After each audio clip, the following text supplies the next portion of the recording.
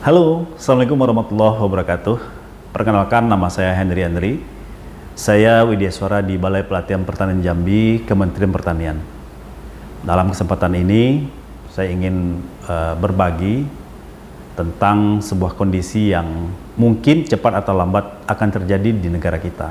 Apa itu? Yaitu tentang krisis pangan. Nah, teman-teman sekalian, sesuai dengan tema yang diangkat oleh Lembaga Administrasi Negara, bagaimana Widyaswara mewujudkan core value ASN yang adaptif. Pada kesempatan ini saya ingin sedikit memberikan sebuah ilustrasi bahwa ke depan kita menghadapi sebuah tantangan yang besar, yaitu tantangan krisis pangan. Dan krisis pangan ini bukan sesuatu yang main-main, bukan sesuatu yang kita anggap sepele. Kenapa? Karena di tahun 2021, tahun 2022 kemarin, negara-negara produsen beras itu sudah melakukan proteksi terhadap ekspor mereka ke luar negeri. Jadi mereka lebih memenuhi kebutuhan dalam negeri mereka. Sementara kita Indonesia, produksi kita itu masih fluktuatif, terutama produksi padi kita itu masih fluktuatif. Oleh karena itu, sebagai sebuah sebagai sebuah langkah yang lebih konkret, apa yang perlu kita lakukan sebagai Widyaswara untuk mengantisipasi ini, untuk mampu beradaptasi dengan kondisi ini. Oleh karena itu saya ingin mengangkat satu judul yang mudah-mudahan ini menjadi satu langkah antisipatif yang bisa kita lakukan bersama-sama. Jadi tidak hanya menjadi beban daripada Kementerian Pertanian, tapi juga menjadi tanggung jawab dari semua lapisan masyarakat kita. Apa judul yang ingin saya angkat adalah tentang Blue Smart Farming, solusi terhadap ketahanan pangan masyarakat kota. Yang paling terdampak kalau seandainya terjadi krisis pangan yang berkepanjangan, maka yang paling merasakan dampak dari krisis pangan ini adalah masyarakat di perkotaan. Kenapa? Karena memang kita masyarakat yang tinggal di perkotaan ini tidak memiliki lahan yang luas.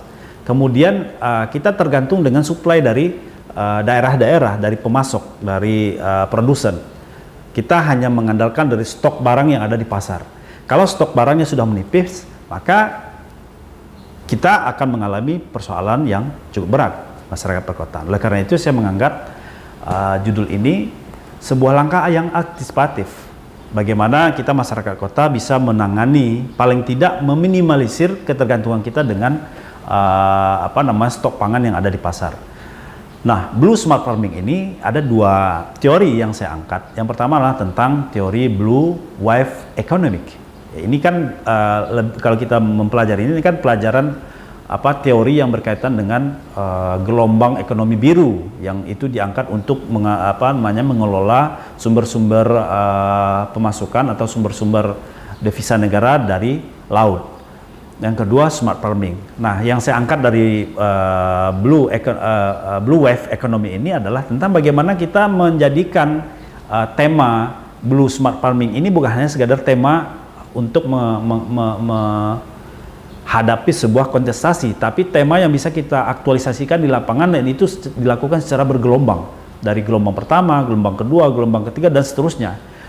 Kemudian juga kegiatan ini atau tema ini atau judul ini berkaitan juga bagaimana kita mengelola sumber-sumber sumber-sumber daya yang ada, baik itu sumber daya manusianya maupun sumber daya keuangannya maupun sumber daya yang lain yang mungkin diperlukan dalam kegiatan Blue Smart Farming. Nah, kemudian yang kedua, kenapa mengangkat Smart Farming? Karena memang kita masyarakat kota ini adalah masyarakat yang cukup mobile, masyarakat yang cukup mempunyai waktu sedikit, masyarakat yang cenderung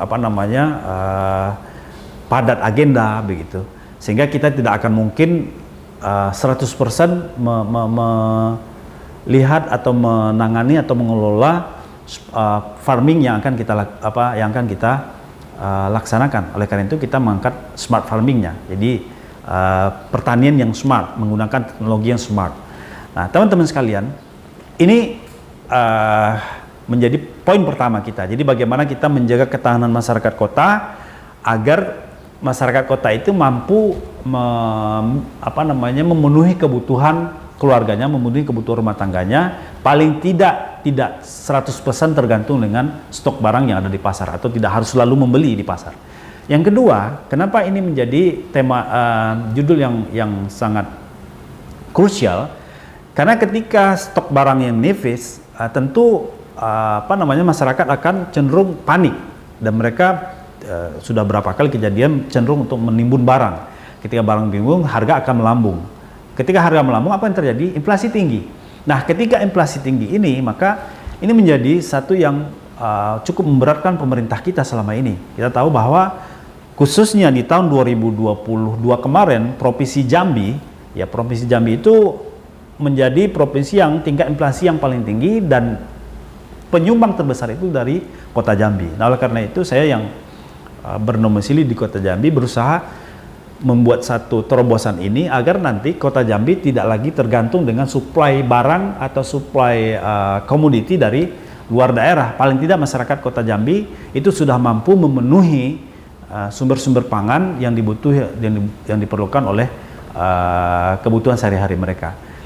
Itu poin yang kedua. Poin yang ketiga adalah kita tahu bahwa kota ini kan adalah sumber masalah. Satu sumber masalah yang paling yang sampai hari ini masih menjadi persoalan besar kita, yaitu tentang semakin hari semakin tingginya volume sampah masyarakat kota.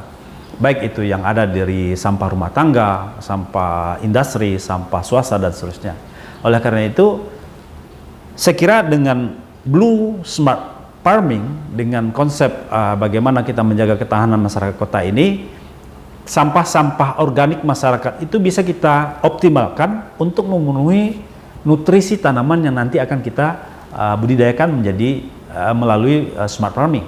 Misalnya contoh, kita ingin menanam tanaman padi dalam pot misalnya. Tanaman padi dalam pot itu kan butuh nutrisi seperti nutrisi makro maupun nutrisi mikro, NPK, Mg dan seterusnya. Di mana kita akan mendapatkan? Kalau kita masih mengharapkan atau mencarinya dari dari kios, dari pupuk. Sekarang kita tahu pupuk agak susah kita dapatkan. Nah, oleh karena itu ini terobosan. Sampah-sampah rumah tangga yang ada, sampah-sampah organik rumah tangga yang ada di masyarakat kota itu kita kelola dengan baik. Kita kumpulkan dalam satu tempat, kemudian kita olah menjadi pupuk organik, baik itu pupuk organik cair maupun pupuk organik padat. Yang itu semua kita pergunakan untuk pemenuhan sumber-sumber nutrisi dari komoditi yang akan kita akan kita budidayakan nanti. Ya. Bisa tanaman padi, bisa juga yang biasa itu yang menjadi penyumbang inflasi itu adalah cabai keriting, kemudian bawang merah, bawang putih. Nah, keempat komoditi ini akan coba kita ramu, akan kita akan kita kelola dengan sumber daya yang ada, sehingga ini menjadi satu pilot project, misalnya satu kelurahan, satu tempat disediakan instalasi smart farmingnya. Kemudian disediakan tempat untuk pengumpulan sampah-sampah organiknya untuk dilakukan fermentasi, diolah menjadi pupuk organik cair dan pupuk organik padat. Kemudian setelah itu kita kita berikan kepada tanaman yang kita budidayakan, sehingga semuanya itu menjadi satu siklus yang satu sisi dia memenuhi kebutuhan pangan rumah tangga, sisi yang lain kita bisa mengurangi sampah organik masyarakat, dan di sisi yang lain lagi kita bisa menekan laju inflasi. Teman-teman sekalian, ini penting kita lakukan bersama supaya Indonesia bisa keluar atau bisa melakukan mitigasi terhadap segala kemungkinan yang mungkin akan terjadi ke depan, ya, terutama krisis pangan yang sedang betul-betul kita alami hari ini. Meskipun belum terasa, belum terlalu dirasakan, tapi sedikit demi sedikit faktor yang akan memicu terjadinya krisis pangan itu sudah terjadi di depan mata kita. Nah, ini sebuah langkah yang saya kira perlu kolaborasi kita bersama, perlu penanganan yang serius dari segala lini stakeholder, termasuk Widya Suara, bagaimana Widya Suara itu memiliki peran yang memiliki peran yang cukup signifikan, terutama dalam mewujudkan kompetensi sosial kulturalnya di tengah masyarakat, bagaimana mengelola masyarakat, melibatkan masyarakat untuk semuanya terlibat secara aktif menjaga ketahanan pangan khususnya di masyarakat kota. Nah, teman-teman, mudah-mudahan materi ini bisa menjadi salah satu sumbangan pemikiran kita bagi kehidupan berbangsa dan bernegara kita. Sebagai seorang Widya Suara memiliki peran untuk mengantisipasi segala sesuatu yang mungkin akan terjadi ke depan. Barangkali demikian yang bisa saya sampaikan. Mudah-mudahan ini bermanfaat bagi kita semua. Saya akhiri. Assalamualaikum warahmatullahi wabarakatuh.